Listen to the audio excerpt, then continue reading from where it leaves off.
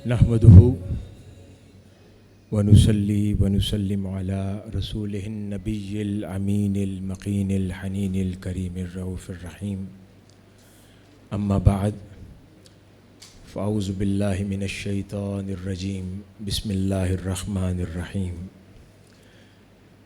कमा अरसलना फ़ीकुम रसूलम मिनकुम यतलू अलैकुम आयातिना वयुज़क्कीकुम वयुअल्लिमुकुमुल किताब वल हिक्मा वयुअल्लिमुकुम मा लम तकूनू तअलमून।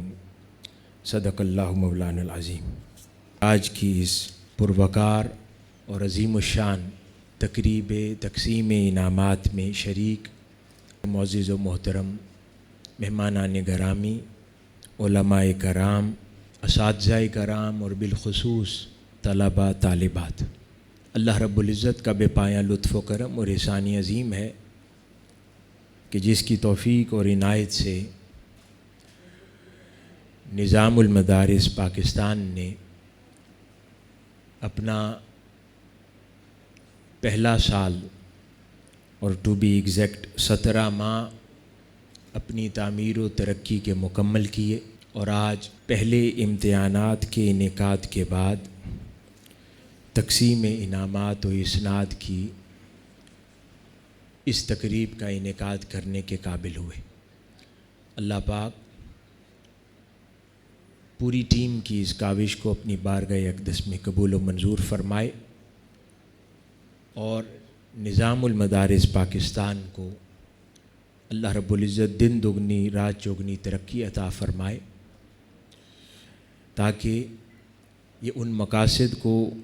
पाने में कामयाब हो सके जिन मकासद के लिए इसकी बुनियाद रखी गई है। तमाम तलबा तालिबात जिन्होंने कामयाबी हासिल की, अच्छे नताइज हासिल किए, आप सबको भी अल्लाह रब्बुल इज़्ज़त इस दुनिया में भी और आखिरत में भी कामयाबी और कामरानी से नवाजे। हाज़रीन गरामी, दुनिया में कोई भी निज़ाम जब कायम किया जाता है तो उसके लिए एक रोल मॉडल की ज़रूरत पेश आती है। इसी तरह निज़ाम तालीम चाहे सेकुलर हो या दीनी हो, हर निज़ाम के लिए भी एक रोल मॉडल दरकार हुआ करता है। मॉडर्न यूनिवर्सिटीज़ और स्कूल्स का जायज़ा लेते हैं तो इनके लिए भी अवाइल ज़माना में सैकड़ों साल पहले दुनिया में कहीं किसी जगह पर कुछ यूनिवर्सिटीज़ कायम हुई, दरसगाहें कायम हुई, इदाराजात कायम हुए जो कि रोल मॉडल बने और उन रोल मॉडल्स को मद्देनज़र रखते हुए हज़ारहा और लखों खा इदारे पूरी दुनिया में कायम हो गए। और वो रोल मॉडल्स उनके लिए पैमाना और मेयार का दर्जा रखते हैं कि उन रोल मॉडल्स को मलूज़ ख़ातिर रख के जायज़ा लिया जाता है कि कायम करदा इदारा या कायम करदा नया निज़ाम अपनी तरक्की की कितने मदारिज तय कर पाया है। इसी तरह जितने भी मदारिस दीनिया है या दीनी दरसगाहें हैं, इनके लिए भी यकीनी बात है कि एक रोल मॉडल की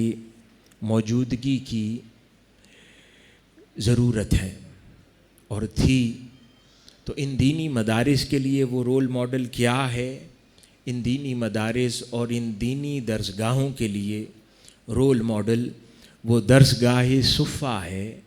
जिसे ताजदार कायनात हज़रत मोहम्मद मुस्तफ़ा सल्लल्लाहु अलैहि वसल्लम ने आज से 1400 साल पहले कायम फरमाया। तो अब दुनिया में जहाँ पे जब भी कहीं दीनी तालीम के फ़रोग़ व इशाअत के लिए कोई भी निज़ाम वजूद में आएगा, कोई भी तालीमी निज़ाम तश्कील पाएगा, तो उसके लिए ज़रूरी है बल्कि नागुज़ीर है कि उस दरसगाह सुफ़ा को बतौर रोल मॉडल अपने सामने रखा जाए और जो कुछ आका अलैहिस्सलातु वस्सलाम ने जिस निज़ाम की तश्कील और इनेकाद उस दरसगाह सुफ़ा में फ़रमाया, उसी को लेकर आगे चलने वाला हर निज़ाम तालीम दीनिया और हर निज़ाम मदरसा दीनिया की कामयाबी की ज़मानत होगा। अगर हम उस दरसगाह सुफ़ा का تاریخ کی کتب اور احادیث کی کتب سے جائزہ لیں کہ جو آقا علیہ الصلاۃ والسلام نے ہجرت مدینہ فرمانے کے بعد پہلی درسگاہ مسجد نبوی سے ملحقہ قائم فرمائی تو وہاں پر کیا کچھ ہو رہا تھا، اور آج تمام دینی مدارس یا ان کو چلانے والے ریگولیٹری بورڈز کے لیے ہمارے لیے کیا مشعل راہ یا رول ماڈلز ہیں جن کو ہم ایڈاپٹ کر سکتے ہیں اور لے کے چل سکتے ہیں۔ حاضرین گرامی، یہ جو پہلی درسگاہ آقا علیہ الصلاۃ والسلام نے قائم فرمائی،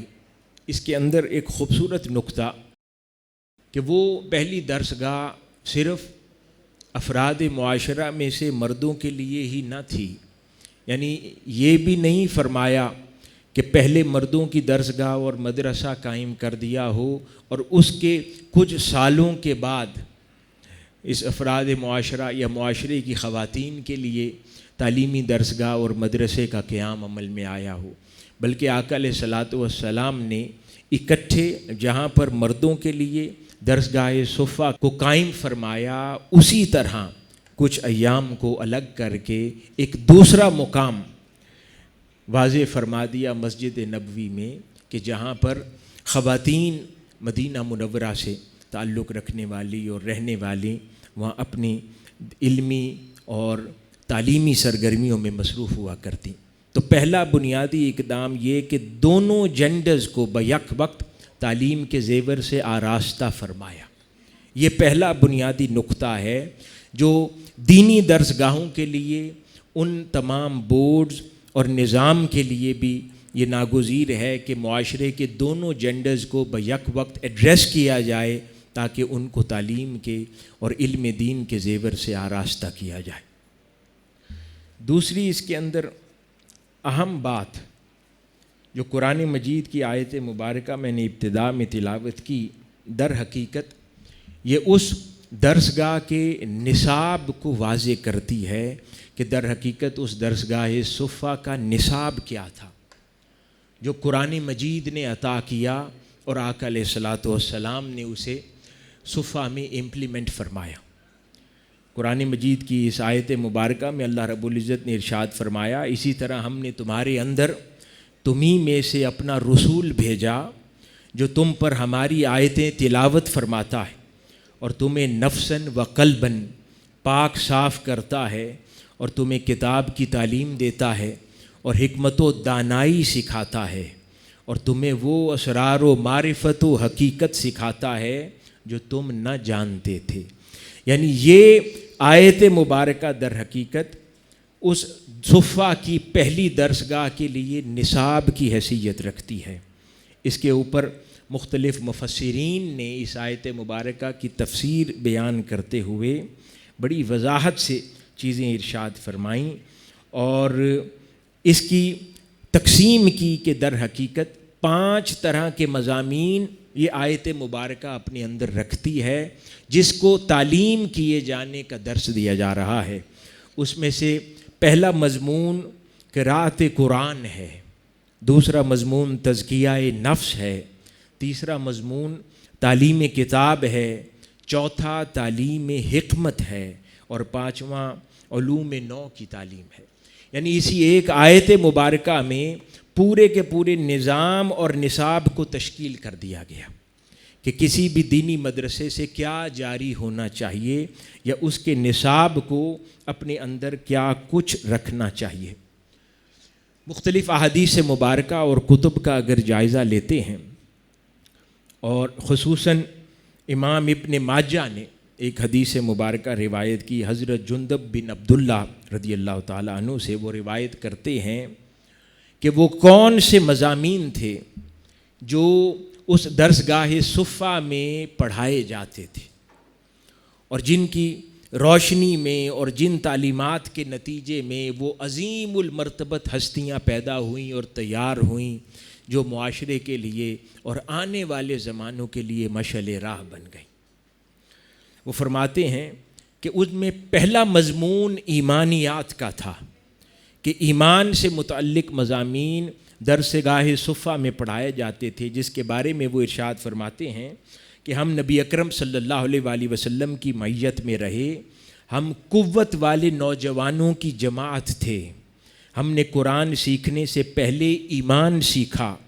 پھر ہم نے قرآن سیکھا، تو اس کے ساتھ ہمارے ایمان میں اضافہ ہوا۔ تو پہلا درس اور تعلیم ایمان سے متعلق وہاں دی جاتی تھی۔ پھر دوسرا مضمون جو درسگاہ صفا میں پڑھایا جاتا تھا اور کتب تاریخ، کتب تفاسیر اور احادیث کی کتب میں کثرت سے روایات کے نتیجے میں ہم تک پہنچا، وہ قرآن مجید کی تعلیم اور علوم تھے۔ اس میں نہ صرف فن قرات تھا بلکہ اس کے اسرار و رموز تھے، لحن تھا، تیاری تھی، اور پھر قرآن مجید کے دیگر علوم، یعنی دوسرے درجے پر قرآن مجید کی تعلیم دی جاتی تھی۔ اس کے بارے میں حضرت حذیفہ بن یمان رضی اللہ تعالیٰ عنہ فرماتے ہیں کہ رسول اللہ صلی اللہ علیہ وآلہ وسلم نے ارشاد فرمایا، قرآن کریم کو عربوں کے لہجے اور آوازوں میں پڑھو، یعنی یہ حکم ارشاد فرمایا، اور اسی حکم کی تعمیل میں درسگاہ صفا میں یہ تعلیم دی جاتی۔ پھر ارشاد ہوتا ہے کہ تیسرا مضمون جو اس درسگاہ میں پڑھایا جاتا تھا وہ تفسیر قرآن تھا، تفاسیر پڑھائی جاتی تھی۔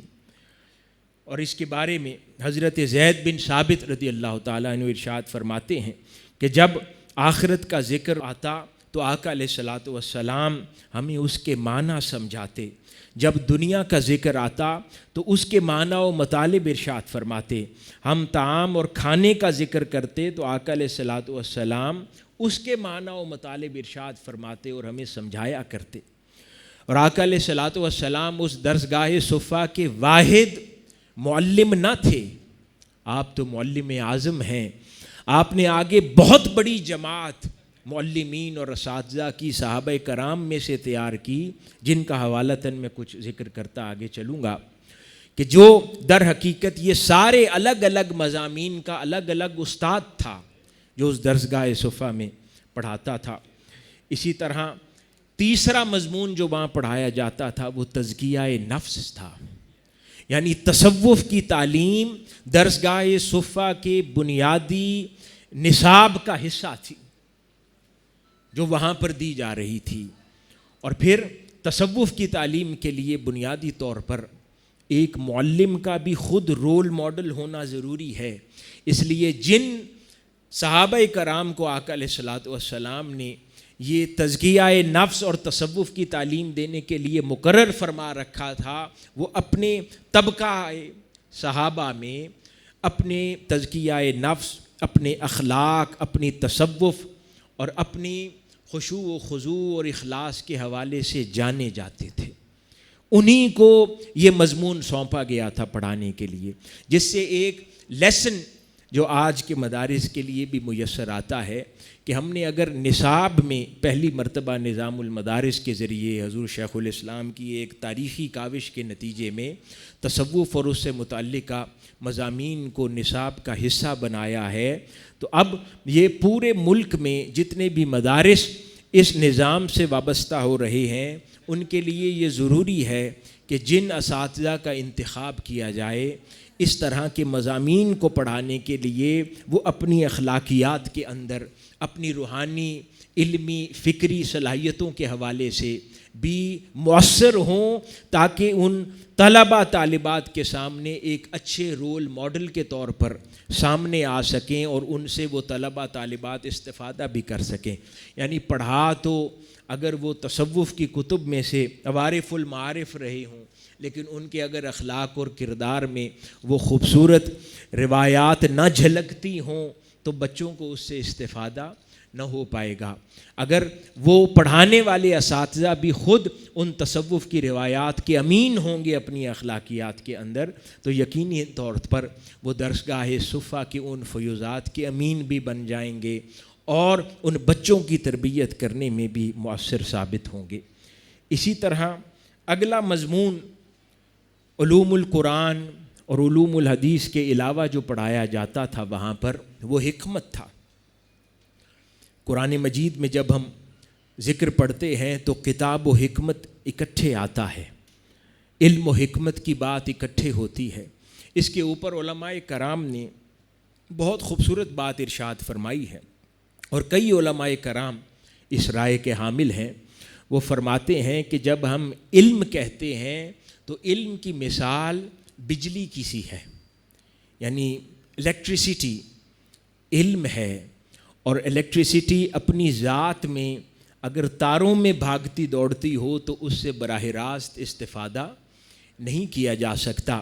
تو وہ علم تاروں میں بھاگتی دوڑتی بجلی کی مانند ہے، اور حکمت در حقیقت وہ پھر ایکوپمنٹس ہیں، بلبز ہیں، ٹیوب لائٹس ہیں، جن کے اندر اس بجلی کو کنورٹ کر کے لوگوں تک روشنی پھیلایا جاتا ہے. یا وہ ایکوپمنٹس ہیں، کنورٹرز ہیں، جن کے اندر بجلی داخل کر کے اس سے انرجی پروڈیوس کی جاتی ہے، تو وہ حکمت ہے. تو اس لیے علم و حکمت، کتاب و حکمت اکٹھے آتا ہے کہ فقط علم تھاما ہو اور حکمت سے انسان آری ہو تو لوگوں تک اس علم کو صحیح معنوں میں نہ پہنچا پائے گا. تو اس لیے حکمت خصوصیت کے ساتھ درسگاہ صفہ میں سکھائی جاتی تھی، پڑھائی جاتی تھی. اب حکمت ایک ایسی شے ہے جو بطور مضمون پڑھائی نہیں جا سکتی، اس کے لیے رول ماڈل یعنی پریکٹیکل امپلیمنٹیشن کی ضرورت ہوتی ہے. اس کے لیے آقا علیہ الصلوۃ والسلام کی ذات بابرکات صحابہ کرام کے سامنے آپ کی سنت مطہرہ، آپ کے فیصلے، آپ کے احکامات، آپ کے ڈیسیژنز، یہ سارے امور صبح و شام آپ کی صحبت میں بیٹھ کر جو صحابہ کرام دیکھتے تو وہ آپ کی صحبت سے حکمت سیکھتے تھے. یعنی اس درسگاہ میں اساتذہ سے علم سیکھتے تھے اور اس عظیم صحبت سے حکمت سیکھتے تھے. تو وہ دونوں مل کر کسی بھی شاگرد کو یا تلامذہ میں سے کسی بھی فرد کو کامل کر دیتی ہے. تو یہ اس حکمت کو بھی لوگوں تک پہنچانے کا خصوصیت سے اہتمام کیا جاتا، اور اس حکمت کو پہنچانے کا سب سے بہترین انتظام آقا علیہ الصلوۃ والسلام کے اسوہ مبارکہ کی پیروی ہوا کرتا. اب آقا علیہ الصلوۃ والسلام کا اسوہ مبارکہ آج تو ہمارے سامنے احادیث مبارکہ اور سنت نبوی صلی اللہ علیہ وآلہ وسلم کی صورت میں کتب میں ہے، لیکن جیتا جاگتا پھر کوئی ماڈل آج دیکھنا چاہے تو تاریخ اس بات پر شاہد اور گواہ ہے کہ تاریخ اسلامی میں وہی مدارس انہوں نے تاریخ کے اندر اپنا نام اور مقام پیدا کیا ہے جن مدارس کے اندر عظیم المرتبت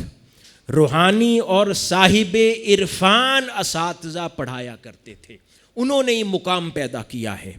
آج جامعہ الازہر کا ہم ذکر کرتے ہیں تو بڑی بڑی برگزیدہ ہستی، کہیں امام ابن حجر عسقلانی ہوں تو کہیں امام عینی ہوں، کہیں امام شارانی ہوں، بڑی بڑی ہستیاں یہ اسی جامعہ الازہر کی نہ صرف پیدا کردہ تھیں بلکہ اسی جامعہ الازہر میں پڑھایا کرتی تھی. کہیں جامعہ نظامیہ کی بات کریں تو وہ امام غزالی کی سرپرستی میں تھا، کہیں جامعہ نظامیہ دمشق کی بات کریں تو حضور شیخ اکبر محی الدین ابن العربی رحمۃ اللہ علیہ جیسی عظیم المرتبت خود ہستی پڑھا رہی تھی. تو وہی جامعات ہمیشہ تاریخ کے اندر مقام پیدا کر پائی ہیں جہاں پڑھانے والا خود صاحب مقام تھا.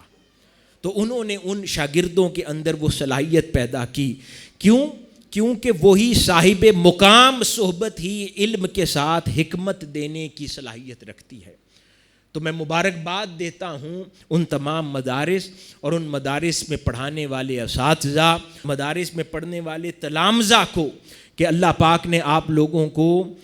اس نظام کے ساتھ الحاق نصیب کیا ہے جسے ہم نظام المدارس پاکستان کہتے ہیں، جو اس دور کی عظیم المرتبت صاحب مقام، صاحب عرفان ہستی شیخ الاسلام پروفیسر ڈاکٹر محمد طاہر القادری مدظ اللہ العالی کی زیر نگرانی چل رہے ہیں.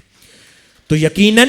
جہاں پر اس نصاب کے ذریعے علم دیا جا رہا ہے وہاں پر آج ان کی حیات مبارکہ میں ہمارے سامنے عظیم الشان اس دور میں حکمت کا رول ماڈل بھی موجود ہے. تو ہم ان کی ذات سے پیدا ہونے والی حکمت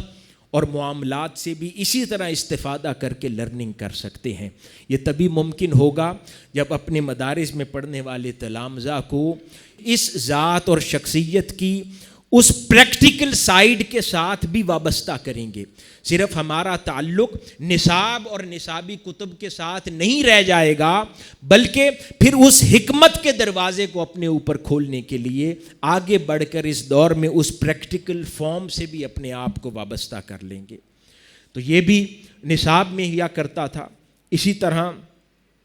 اس کے بارے میں سیدنا ابی ہریرہ رضی اللہ تعالیٰ عنہ ارشاد فرماتے ہیں کہ اصحاب رسول صلی اللہ علیہ وآلہ وسلم میں سے مجھ سے زیادہ کسی کے پاس رسول اللہ صلی اللہ علیہ وآلہ وسلم کی احادیث محفوظ نہ تھیں سوائے حضرت عبداللہ بن عمر کے، کیونکہ وہ احادیث لکھ بھی لیا کرتے تھے. اس سے ایک اور اشکال ازالہ ہوتا ہے کہ وہ لوگ جو اس بات کا گمان رکھتے ہیں یا تذکرہ کرتے ہیں کہ احادیث مبارکہ کا ترتیب اور مرتب پایا جانا بہت بعد میں شروع ہوا، تو یہ سیدنا ابی ہریرہ رضی اللہ تعالیٰ عنہ خود ارشاد فرما رہے ہیں کہ میں حفظ کرتا تھا اور اسی دور میں سیدنا عبداللہ بن عمر رضی اللہ تعالیٰ عنہ احادیث مبارکہ کو لکھ بھی لیا کرتے تھے. اسی طرح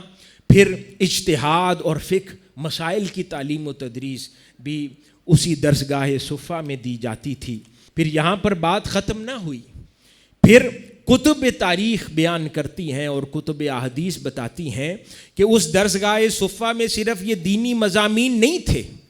اس درسگاہ صفہ کے اندر اس کے اوپر ڈاکٹر حمید اللہ صاحب نے بہت خوبصورت تحریر فرمائی ہے. وہ فرماتے ہیں کہ اس درسگاہ صفہ کے اندر ماڈرن مضامین جس کے اندر فورن لینگویجز تھیں یہ بھی پڑھائی جاتی تھی، میتھمیٹکس بھی پڑھائی جاتی تھی، فلکیات بھی پڑھائی جاتی تھی، اور اس وقت کی جو مروجہ سائنس تھی وہ بھی پڑھائی جاتی تھی، اور میڈیسن بھی پڑھائی جاتی تھی. یعنی یہ سارے مضامین اس درسگاہ صفہ کے نصاب کا حسن ہوا کرتے تھے. اس درسگاہ صفہ کے اندر فورن لینگویجز میں پرشین لینگویج بھی تھی اور دیگر. پھر اس تفریق کو بھی ختم کر دیا گیا کہ اگر کوئی مضمون یا سبجیکٹ اس وقت مسلمانوں میں موجود نہیں ہے تو دیگر اقوام سے بھی پڑھانے کا اہتمام کر لیا جاتا. اور اس کی عظیم الشان مثال وہ پھر غزوہ بدر کے اندر قیدی بننے والے مشرکین مکہ کی ہے کہ جب آپ نے ان کے لیے سزا میں تخفیف یا ختم کرنے کا شرط یہ رکھ دی کہ جو میرے مدینہ کے 10 بچوں کو لکھنا سکھا دے گا میں اس کو آزاد کر دوں گا. یعنی مشرکین مکہ کے پاس بھی جو فن تھا وہ بھی اس درسگاہ صفہ کے ذریعے بچوں میں منتقل کیا گیا. یعنی اس حد اور قید کو بھی اتنی وسعت آقا علیہ الصلوۃ والسلام نے عطا فرمائی کہ اسے ختم کر دیا جائے. اور میڈیسن میں نے عرض کیا کہ جسے طب نبوی آج کہتے ہیں، اس پر خصوصیت کے ساتھ درس دیا جاتا تھا. میتھمیٹکس کے حوالے سے بیان کیا جاتا ہے کتب کے اندر کہ پراپر اس پر مضامین ہوتے. نہ صرف یہ، پھر موسمیات کے اوپر بھی سبجیکٹس درسگاہ صفہ میں پڑھائے جاتے. یہ تعلیم دی جاتی کہ ہوا جس سمت سے چل رہی ہو تو اس کا زراعت پر اثر کیسا ہوگا، میدان جنگ میں اس کا اثر کیسا ہوگا. یعنی یہاں تک بھی تفصیلات بچوں کو سکھائی جاتی تھیں. اور میتھمیٹکس کے حوالے سے صحابہ کرام ارشاد کرتے ہیں کہ درسگاہ صفہ کے میتھمیٹکس کے سب سے بڑے استاد سیدنا علی المرتضیٰ رضی اللہ تعالیٰ عنہ تھے. اور بلکہ صحابہ کرام فرماتے ہیں کہ ہمارے دور میں سیدنا علی المرتضیٰ رضی اللہ تعالیٰ عنہ سے زیادہ میتھمیٹکس کا کوئی ماہر ہی نہ تھا. اور کتنے صحابہ کرام ان سے میتھمیٹکس کی تعلیم لیا کرتے تھے. تو وہ بھی درسگاہ صفہ میں اسی انداز میں. پھر تاریخ کا ایک مضمون تھا، فلکیات، علم النجوم کا ایک سبجیکٹ تھا، ہیریڈیٹری کی سائنس وہ پڑھائی جاتی تھی. تو یہ بہت سارے مضامین درسگاہ صفہ میں پڑھائے جاتے تھے. اور آج میں نے عرض کیا کہ ہر نظام کے لیے ایک رول ماڈل چاہیے، اور دینی مدارس کے لیے درسگاہ صفہ ہمارے لیے رول ماڈل ہے. اگر آقا علیہ الصلوۃ والسلام کے قائم کردہ اس پہلے درسگاہ کے اندر یہ سارے مضامین پڑھائے جا سکتے ہیں تو آج ہمارے نظام سے، دینی تعلیمی اداروں سے یہ مضامین کیسے نکل گئے؟ آج اس کے وجود کا حصہ کیوں باقی نہ رہے؟ تو اس نظام جس کے اندر یہ سب چیزیں جمع تھی تو وہ کہیں سیدنا معاذ بن جبل، کہیں سیدنا عبداللہ بن عمر، اور کہیں عظیم المرتبت بڑی بڑی ہستیاں پیدا کر رہا تھا. اور آج جب ہم نے یہ مضامین جب اپنے اس نظام تعلیم سے نکال دیے تو اس کے نتیجہ کیا برآمد ہوا اس سے ہم بخوبی آگاہ اور واقف ہیں۔ میں اختتام کی طرف چلتے ہوئے کچھ صحابہ کرام کا تذکرہ کر دوں جو ادھر خصوصیت کے ساتھ استاد مقرر کیے گئے تھے، جن میں سر فہرست پہلا نام سیدنا جبرائیل امین کا آتا ہے کتابوں میں، کہ قربان جائیں ایسی درسگاہ پر جہاں پڑھانے والے معلمین کی صف میں خود سیدنا جبرائیل امین بھی ہوں اور ان سے پڑھنے والے صحابہ ہوں۔ ایک وہ معروف حدیث جسے حدیث جبرائیل کہا جاتا ہے، جو آئے آقا علیہ الصلوۃ والسلام کی بارگاہ میں حاضر ہوئے اور اسلام، ایمان اور احسان کے بارے میں سوالات ہوئے، معروف حدیث ہے، سب نے سن رکھی ہے۔ وہ واقعہ در حقیقت صفہ کی مجلس کا ہے، درسگاہ صفہ کا ہے، جہاں پر سیدنا جبرائیل امین کی آمد ہوئی اور انہوں نے آقا علیہ الصلوۃ والسلام سے تعلیماً سوال کیے۔ اس پر آقا علیہ الصلوۃ والسلام نے جو چیزیں ارشاد فرمائیں، اور جب وہ چلے گئے تو صحابہ کرام سے فرمایا کہ جانتے ہو یہ کون تھے؟ عرض کیا کہ یا رسول اللہ صلی اللہ علیہ وآلہ وسلم، اللہ اور اس کا رسول بہتر جانتے۔ فرمایا یہ جبرائیل امین تھے، تمہیں تعلیم دینے آئے تھے۔ تو وہ پہلی درسگاہ، صرف یہ نہیں، سیدنا سلمان فارسی رضی اللہ تعالی عنہ کو عربی زبان، لغت عربی سکھانے والے خود جبرائیل امین ہیں۔ جب وہ اسلام قبول کرنے کے لیے سیدنا سلمان فارسی رضی اللہ تعالیٰ عنہ آقا علیہ الصلوۃ والسلام کی بارگاہ میں آئے تو آپ پرشین کے سوا کچھ نہ جانتے تھے۔ انہوں نے اپنا مدعا بیان کرنے کی بہت کوشش کی آقا علیہ الصلوۃ والسلام کی بارگاہ میں، لیکن ٹرانسلیٹر کی ضرورت پڑی۔ ایک یہودی کو ٹرانسلیٹر کے طور پر لایا گیا اور وہ جو کچھ وہ بیان کرتے اس کا الٹ کر کے آقا علیہ الصلوۃ والسلام کی بارگاہ میں عرض کرتا، جو آقا علیہ الصلوۃ والسلام سمجھ گئے۔ سیدنا جبرائیل امین آ گئے اور انہوں نے صحیح ترجمہ بیان کیا، اور اس پر آقا علیہ الصلوۃ والسلام نے سیدنا سلمان فارسی پر شفقت فرمائی۔ اس کے بعد آقا علیہ الصلوۃ والسلام نے سیدنا جبرائیل امین سے فرمایا کہ کیوں نہ سلمان فارسی کو عربی سکھا دی جائے۔ قربان جائیں آقا علیہ الصلوۃ والسلام کی شان پر کہ اگر وہ چاہیں تو پھر دنیا کے یہ سارے نظام بھی پیچھے رہ جاتے ہیں، ایک لمحے میں کسی کو کچھ عطا کر دیتے ہیں۔ تو وہ لوگ جو لغت سیکھنوں میں سال و سال لگا دیتے ہیں، اگر منشاء یار ہو جائے تو آقا علیہ الصلوۃ والسلام فرماتے ہیں کہ جبرائیل کیوں نہ سلمان فارسی کو عربی سکھا دی جائے۔ تو انہوں نے کہا یا رسول اللہ جیسے آپ کا ارادہ۔ تو اس پہ آقا علیہ الصلوۃ والسلام نے سیدنا سلمان فارسی کو فرمایا کہ اپنا منہ کھولیں، اور سیدنا جبرائیل امین نے اسی بات کی تائید کی، اور آقا علیہ الصلوۃ والسلام نے اپنا لواب دہن سیدنا سلمان فارسی کے منہ میں ڈالا، اور اسی لمحے آپ عربی دان بن گئے اور عربی لغت کے ماہر بن گئے۔ تو سیدنا جبرائیل امین پہلے معلم تھے۔ دوسرے معلم جو صفہ کی درسگاہ میں سر فہرست ہیں وہ سیدنا ابو بکر صدیق رضی اللہ تعالیٰ عنہ ہیں۔ صحابہ کرام فرماتے ہیں کہ سیدنا صدیق اکبر رضی اللہ تعالیٰ عنہ سے زیادہ فقہ کو سمجھنے والا کوئی نہیں تھا، اس لیے جب پہلا حج کا قافلہ نکلا تو آقا علیہ الصلوۃ والسلام نے انہیں امام بنایا۔ نماز کی امامت کا وقت آیا تو ادھر امام بنایا، یہاں تک کہ صحابہ کرام بیان کرتے ہیں کہ اگر آقا علیہ الصلوۃ والسلام آرام فرما ہوتے یا وفود کے ساتھ ہوتے اور ہمیں کوئی مسئلہ درپیش آ جاتا تو ہم سیدنا صدیق اکبر رضی اللہ تعالیٰ عنہ کے پاس اس مسئلے کے حل کے لیے پہنچ جاتے۔ اسی طرح اسی درسگاہ کے معلمین کے اندر ایک اور عظیم نام سیدنا معاذ بن جبل کا آتا ہے، پھر اسی طرح سیدنا عبداللہ بن عمر بھی ہیں، اسی طرح حضرت عبداللہ بن مکتوم ہیں، حضرت عبداللہ بن سعید بن العاص ہیں، پھر مولا علی المرتضیٰ علیہ السلام رضی اللہ تعالی عنہ ہیں۔ آپ بھی جلیل القدر معلمین جو وہاں پر صفہ کے تلامذہ کو تعلیم دیتے، اور بڑے بڑے جلیل القدر صحابہ آپ کے شاگرد ہوئے، آپ خود وہاں تعلیم دیتے۔ تو اسی طرح آگے حضرت معاذ بن جبل کا میں ذکر کر چکا، حضرت ابی بن کعب وہ معلمین میں تھے، حضرت عبداللہ بن عباس معلمین میں تھے۔ غرض یہ کہ ایک طویل فہرست ہے صحابہ کی، حضرت ابو درداء، حضرت سعید بن عبید، حضرت ثابت بن زید، حضرت جابر بن عبداللہ، حضرت عبداللہ بن مسعود، یہ ساری عظیم المرتبت ہستیاں صفہ کے اس درسگاہ کے عظیم معلمین تھے۔ اس سے ایک اور پیغام بھی ملتا ہے کہ جب ہم کسی مدرسہ سے وابستہ ہو کر بچوں کو تعلیم دینے کے لیے ارادہ کرتے ہیں تو آپ لوگ ان عظیم المرتبت ہستیوں کی سنت ادا کر رہے ہیں۔ جب بچوں کو تیار کر رہے ہیں، انہیں علم دین سکھا رہے ہیں، تو یہ فریضہ اس پہلی درسگاہ میں یہ عظیم المرتبت صحابہ ادا کیا کرتے تھے۔ تو اس لیے یہ اور بھی اہمیت کا حامل یہ ذمہ داری ہو جاتی ہے کہ ہم اس کو نبھائیں۔ حاضرین گرامی، میں نے عرض کیا نصاب کے اندر وہ کیا کیا خصوصیات تھیں جو اس درسگاہ صفہ میں تھیں، اور آج سینکڑوں سال کے بعد وہ نصاب جو مدارس کے اندر پڑھایا تو جا رہا تھا لیکن نتیجہ پیدا کرنے سے قاصر تھا، آج ایک بار پھر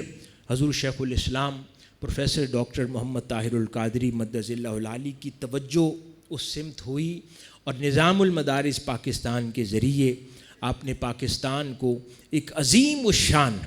نیا نصاب عطا فرمایا، اور اس نصاب کے اندر پھر سے ان تمام خصوصیات کو جمع فرما دیا کہ جن خصوصیات کی کمی پچھلے مدارس میں پڑھائے جانے والے نصاب میں ہوا کرتی تھی، اور جدید مضامین کو بھی اس کا حصہ بنایا گیا، تقابل ادیان کو حصہ بنایا گیا، تصوف کو اس نصاب کا حصہ بنایا گیا، سیرت نبوی صلی اللہ علیہ وآلہ وسلم کو اس نصاب کا حصہ بنایا گیا، تاریخ کو اس نصاب کا حصہ بنایا گیا، ماڈرن لینگویجز کو، انگلش کو اس نصاب کا حصہ بنایا گیا، میتھمیٹکس کو، بیسک سائنسز کو اس نصاب کا حصہ بنایا گیا، اور اس میں سے کوئی ایک کام بھی ایسا نہیں ہے جو اس درسگاہ صفہ میں نہ تھا۔ تو عین اسی سنت پر اس دوبارہ نصاب کی تجدید کی گئی ہے، اور اثر نو اس ارادے سے لوگوں تک پہنچایا جا رہا ہے کہ پھر سے ان مدارس میں پڑھنے والے بچوں اور بچیوں کو اس درسگاہ صفہ کی خیرات اور فیوزات میسر آ سکیں،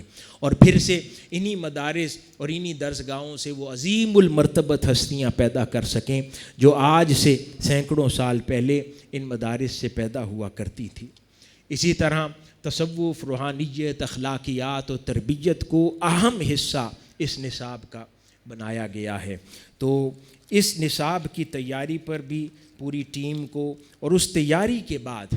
اس کی اشاعت اور اس کی ترویج کو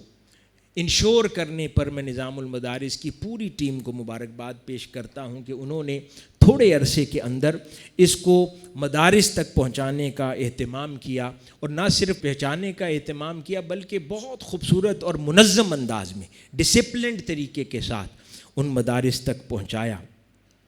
ایک اور عظیم مبارکباد جو نظام المدارس کی جس کا حقدار ہے کہ 17 ماہ کے قلیل عرصے میں کم و بیش 2000 یا اس سے زائد مدارس نظام المدارس پاکستان سے وابستہ ہو گئے، جہاں پر 50,000 سے زائد طلباء طالبات اس وقت زیر تعلیم ہیں اور جو اس نئے نصاب سے استفادہ کر رہے ہیں۔ تو یہ بہت عظیم کامیابی ہے، اور یقیناً نظام المدارس پاکستان کی اللہ رب العزت کے حضور اور آقا علیہ الصلوۃ والسلام کی بارگاہ میں شرف قبولیت کی دلیل ہے کہ تھوڑے عرصے کے اندر اتنی عظیم کامیابی اللہ پاک نے عطا فرمائی ہے، اور اتنی فاسٹ گروتھ عطا فرمائی ہے، جو کہ میں امید کرتا ہوں کہ اسی طرح محنت جاری رکھی جائے گی اور یہ سلسلہ یوں ہی قائم و دائم رہے گا۔ پھر بر وقت امتحانات کا انعقاد کرنا، اہتمام کرنا جو کہ مارچ کے اندر ہو گئے، اور ماڈرن طریقے کے ساتھ ان امتحانات کا انعقاد کیا جانا، اس پر مبارکباد ہے۔ پھر کوآرڈینیشن کو مؤثر انداز میں انجام دینا مدارس کے ساتھ، یہ جدت ہے اس نظام المدارس کے ذریعے جو مدارس کے نظام کو میسر آئی ہے۔ اس کے علاوہ ٹریننگ کورسز اساتذہ کو، جو پہلے جس کا رواج مدارس میں نہیں تھا، سکولز کے اندر تو ہوا کرتا تھا لیکن وسیع پیمانے پر اب اس کو کروایا جا رہا ہے۔ پھر کمپیوٹر لیبز کو مدارس تک پہنچانے کی ایک صحیح اور کاوش کی جا رہی ہے، وہ بھی انشاءاللہ جلد اپنے نتائج پیدا کرے گی۔ پھر آن لائن کورسز، پھر بہت سے مدارس ایسے ہیں جہاں پر معیاری اساتذہ ہر کسی کو چھوٹے گلی محلوں دیہاتوں میں میسر نہیں آ سکتے، تو اس آن لائن فیسیلیٹی کے ذریعے ہر مدرسے میں پڑھنے والا بچہ اور بچی کہیں پر بھی بیٹھے ہوئے بڑے استاد اور معلم سے استفادہ کر سکتے ہیں، اور کسی دور دراز دیہات میں بیٹھا ہوا بچہ جو دینی تعلیم حاصل کر رہا ہے، وہ دنیا کے کسی اور کونے پر اس سبجیکٹ کا بیٹھا ہوا ماہر استاد وہ بھی براہ راست اس سے شاگردی اختیار کر سکتا ہے۔ تو اس نظام کو ذریعہ بنایا ہے اس کو مؤثر کرنے میں۔ تو یہ، اور اس کے بعد ایک آفیشیل کنووکیشن کا اہتمام کیا گیا ہے ایک ڈسپلن طریقے سے، جس میں آج آپ لوگ شریک ہیں۔ اس کو بھی پرانی روایات سے ہٹ کے ایک ماڈرن نہج پر اس کی روایت ڈالی جا رہی ہے، تاکہ بچوں کو اپریشیٹ کیا جائے، ان میں میڈلز تقسیم کیے جائیں، شیلڈز تقسیم کی جائیں، پرائزز تقسیم کیے جائیں۔ تو ان تمام کاوشوں اور کامیابیوں پر میں مبارکباد پیش کرتا ہوں، اور خصوصیت کے ساتھ ایک اور اس نصاب کی اور اس نظام کی جو اہمیت ہے وہ یہ کہ اس کے اندر فرقہ واریت نہیں پائی جاتی،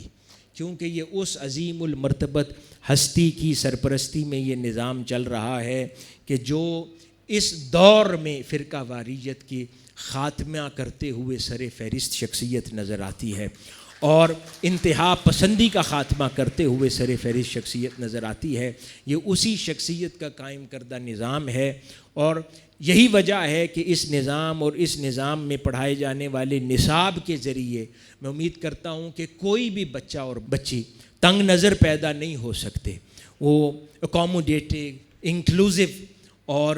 لوگوں کو محبت احترام کے ساتھ آپس میں بین المسالک بین المذاہب تعلقات کو فروغ دینے والے ہوں گے۔ اور اس نظام سے پیدا ہو کر جب یہ بچے اپنے وقت میں جب ممبر سنبھالیں گے، مساجد سنبھالیں گے، ذمہ داریاں سنبھالیں گے، میں امید کرتا ہوں وہ ایک نیا دور اور ایک نیا سویرا ہوگا۔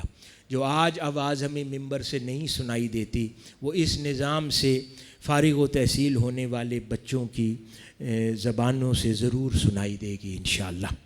اللہ پاک ہمارے حال پر لطف و کرم فرمائے۔ جو باتیں ہم نے کی ہیں اللہ پاک ان پر ہمیں عمل پیرا رہنے کی توفیق عطا فرمائے۔ نظام المدارس کی پوری ٹیم کی توفیقات میں اللہ پاک اضافہ فرمائے،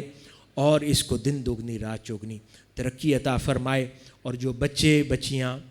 طلباء طالبات اس نظام کے تحت پڑھ رہے ہیں، اللہ پاک آپ سب کو کامیابی اور کامرانی سے نوازے۔ اسی طرح دیگر بورڈز اور مدارس کے تحت بھی جو بورڈز اور مدارس محنت کر رہے ہیں اپنے بچوں پر اور دین کی اشاعت و تبلیغ میں مصروف ہیں، اللہ پاک ان کی کوششوں اور کاوشوں کو بھی اپنی بارگاہ میں قبول فرمائے، انہیں بھی مؤثر بنائے، اور ان کے ذریعے بھی آقا علیہ الصلوۃ والسلام کی تعلیمات اور خیر کی فکر کو عام ہونے کی توفیق عطا فرمائے۔ والسلام وما علینا الا البلاغ۔